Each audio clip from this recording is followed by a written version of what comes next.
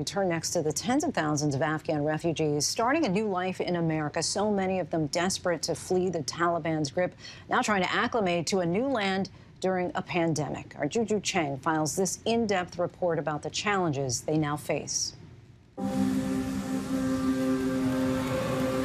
Some here think of this camp as this generation's Ellis Island. Welcome to Oman Village. To Afghans, that means peace and hope.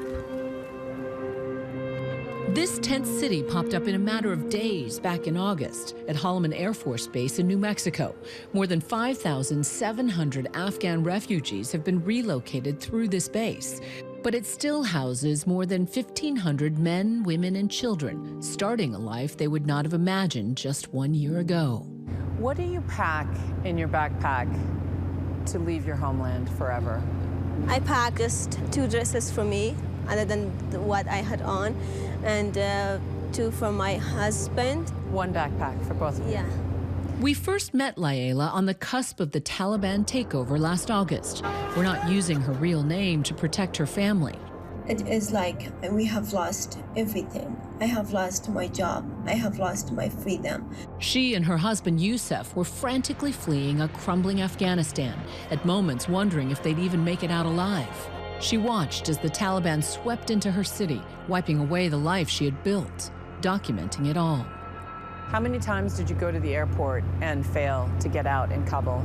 We went to Kabul airport like maybe 5 times, and sometimes like in the middle of the night, sometimes early very morning, and sometimes in the middle of the day, but we didn't make it in. And how many days were you waiting in limbo? Almost 20 days. This is the first time it's raining here since I have been here.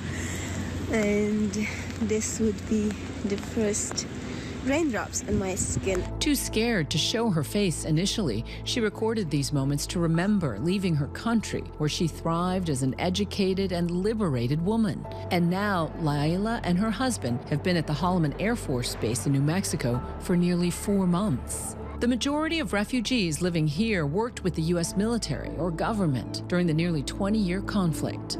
Layla and Yusuf are just 2 of the nearly 76,000 Afghans able to come to the U.S. after Kabul fell in August. They were accepted to permanent housing 3 times, but the pandemic got in the way. They're still here.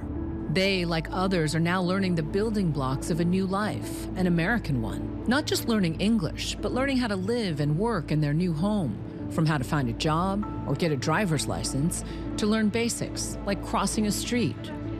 For people like Layla, who fled with little more than the clothes on their back, This one looks great. I like it.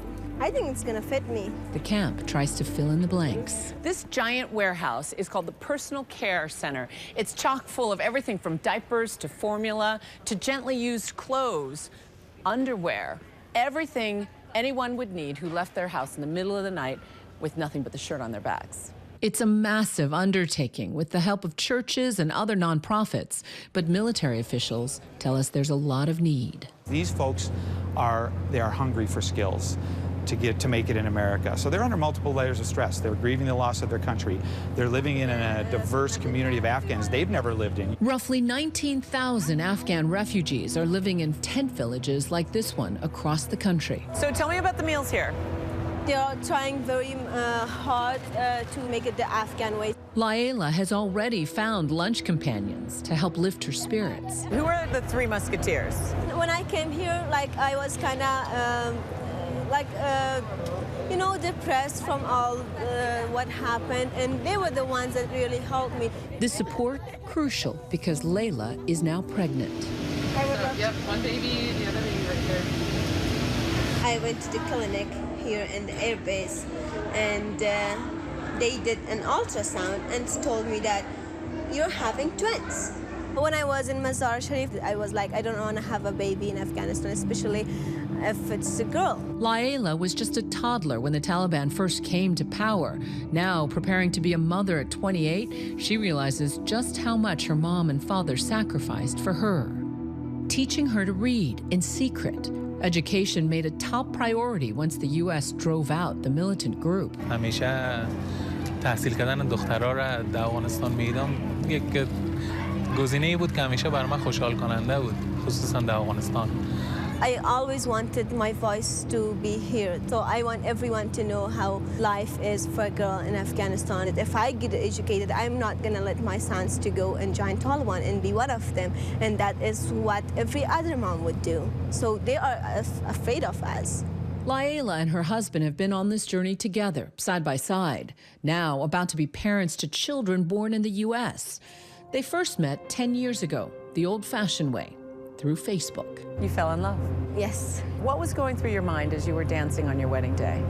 When I was in his arms, it was like, it was something I had never experienced before.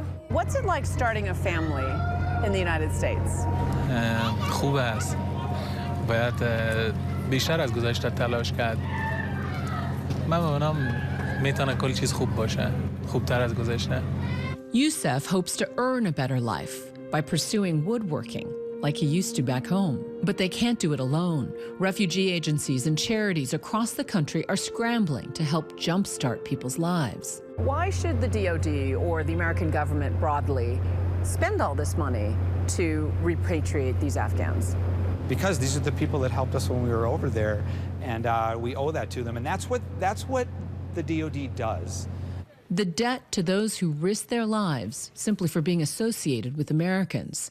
This camp offers post-traumatic healing. When I see these people, I see a resilient and a tolerant and a very patient but very strong population that's endured a lot for many decades. And a lot of that sacrifice they've made for our American security. So this sort of payback, as you say, really is a way for us to give back. Tell me about the placement. The resettlement process. How rigorous is that process? They've been doing this for a long time, but they've never handled this many people. So it's a hard lift for the resettlement agencies. Yusuf and Laila called their family abroad in the afternoon to share the good news of a possible permanent new home. برای ما گفتن که آب و هواش تقریبا مثل کابل است. When we were flying out from Mazar Sharif airport, it was like very, I was happy and also heartbroken at the same time. I was leaving a land that I was born and I was raised. She hopes to be in a new home in the coming weeks, starting a new life with a new family. So many like her throughout this country with a future uncertain. Our thanks to Juju for that.